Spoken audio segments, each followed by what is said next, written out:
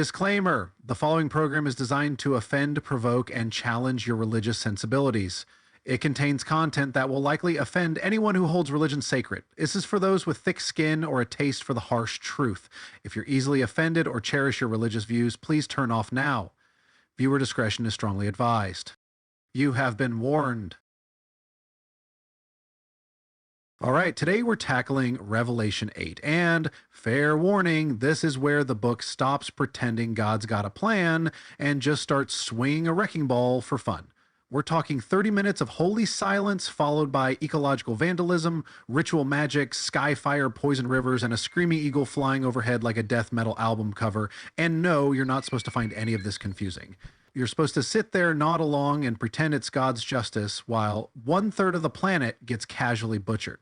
If you thought Revelation was chaotic before, you haven't seen anything yet. Now it's precision chaos. Mass death, carefully measured in holy thirds with prayers, fueling the whole slaughter like gasoline.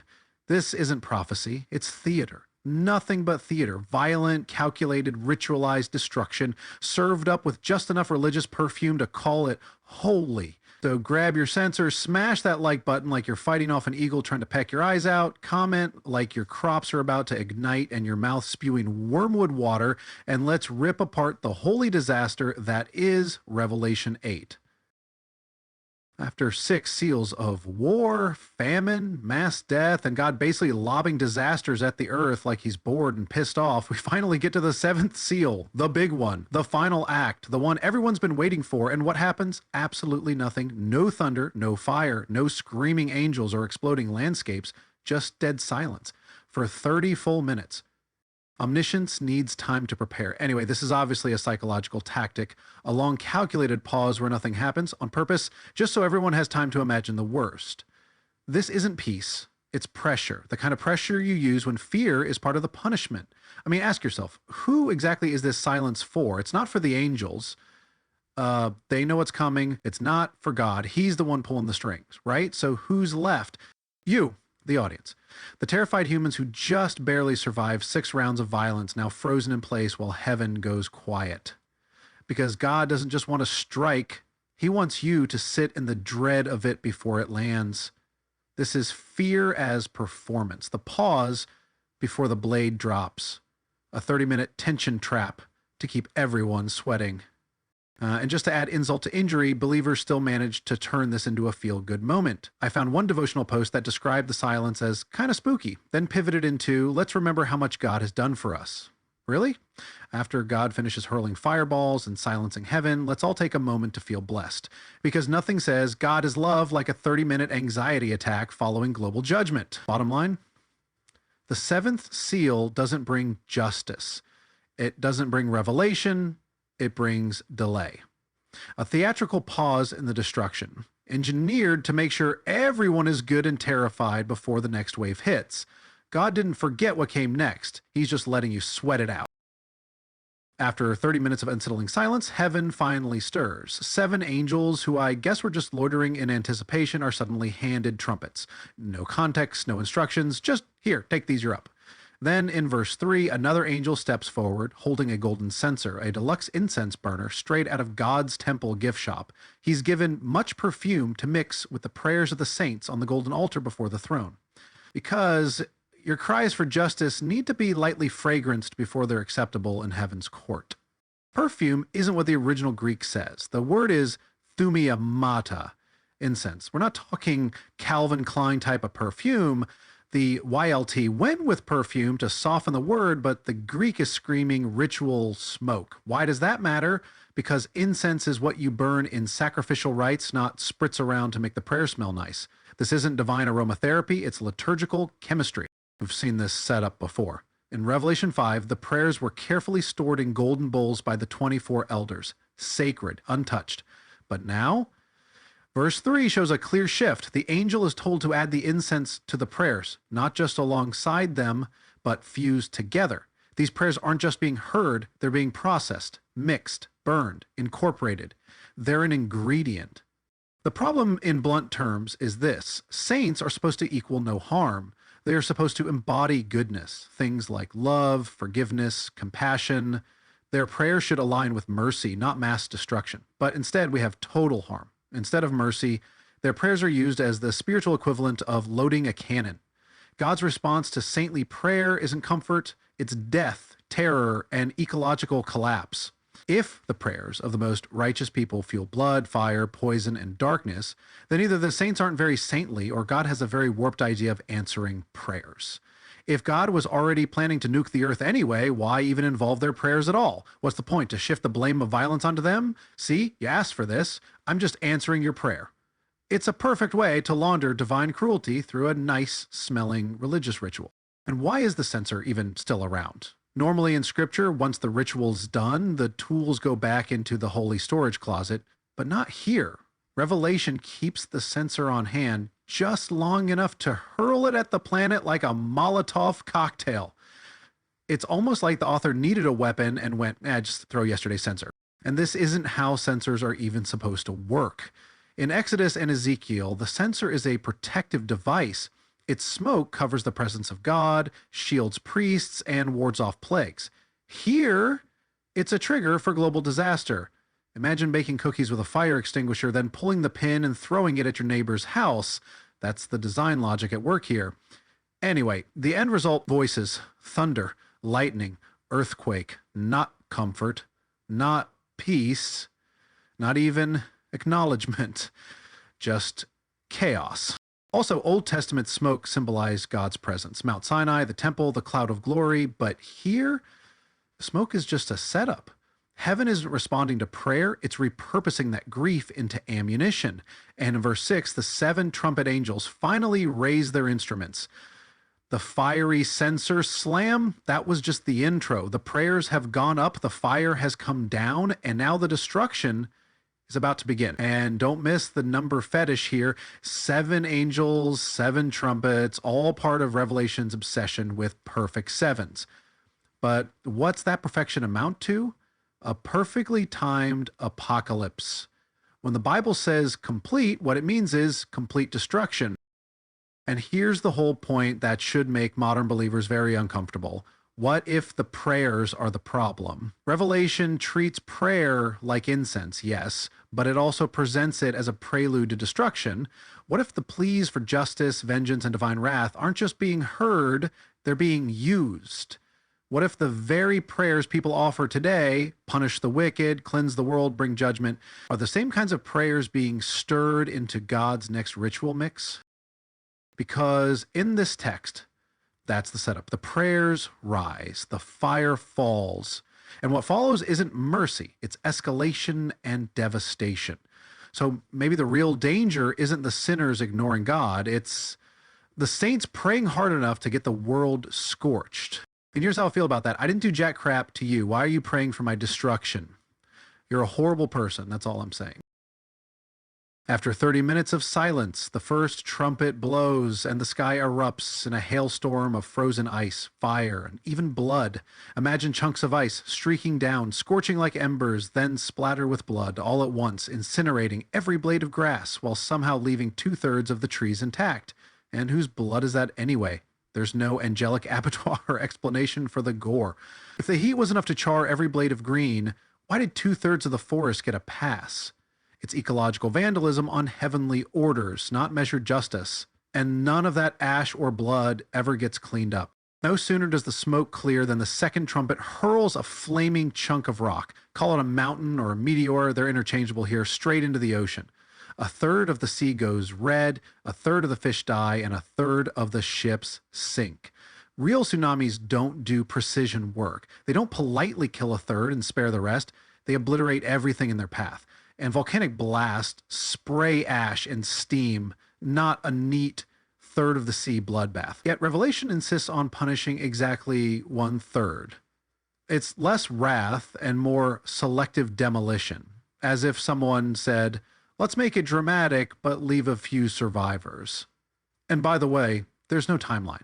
Did this all happen in minutes, days, or weeks? We never find out. The third trumpet sends down a blazing star named Wormwood, yes, after the bitter herb, not a celestial body, turning 1/3 of all rivers and springs into undrinkable, death-bitter water.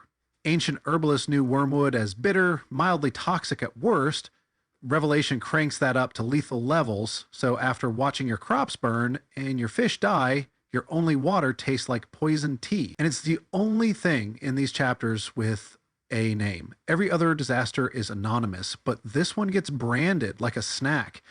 Because when God's poisoning the rivers, nothing says divine wrath like slapping a marketing label on it. Might as well call it judgment juice and bottle it. Catchy name, apocalyptic failure. Then the fourth trumpet flickers a third of the sun, moon, and stars into darkness. Daylight shrinks to 2/3 of normal. Nights feel dimmer too. There's no cosmic dimmer switch in real life, no halfway eclipse covering the whole globe, and Genesis said those lights were fixed signs for seasons and days, not toy adjustments for a godly mood swing. And through it all, there's no turn back now warning, no chance to repent, no please stop, just relentless 1/3 slices of destruction. Why not wipe it all out at once? Mercy, suspense, or simply because killing 2/3 at a time stretches the show to 7 trumpets? It's not justice, it's malice and hatred for most of humanity. And there's a deeper crack in this whole foundation. This isn't the God you meet in the Gospels. This isn't blessed or the merciful or love your enemies. This is full-blown vengeance mode, cold, bureaucratic, and sadistically precise. The same God who supposedly told people to turn the other cheek is now hurling volcanoes into the ocean and poisoning the rivers. On purpose, in thirds, like checking off a box for annihilation. It's almost like the author of Revelation isn't just describing judgment, he's enjoying it. Meticulously choreographed destruction, zero forgiveness, and not a single miracle of healing in sight. Just blood, fire, and spreadsheets. So if you're wondering why Revelation feels like it belongs in an entirely different religion, that's because it basically does.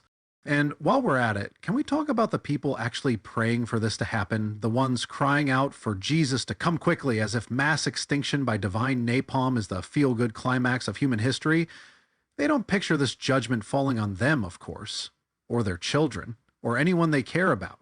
In their heads, it's always someone else's kid choking on poisoned rivers or burning alive under a fire blood hailstorm. They've mentally edited the horror show to somehow skip their house. Because here's the dirty secret. If you actually took these trumpets seriously, you'd have to admit they don't come with exemptions for toddlers.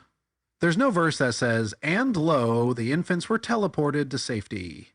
The destruction is indiscriminate. Oh, Christians love to pretend they've got an escape clause in the rapture, but wrong. I have a whole video on that. You're not getting raptured. And neither is your toddler, probably. The blood doesn't ask for your age before it starts flowing. So if you're praying for this to start, you're not just cheering on judgment, you're endorsing child sacrifice on a massive scale. But sure, go ahead and call that love.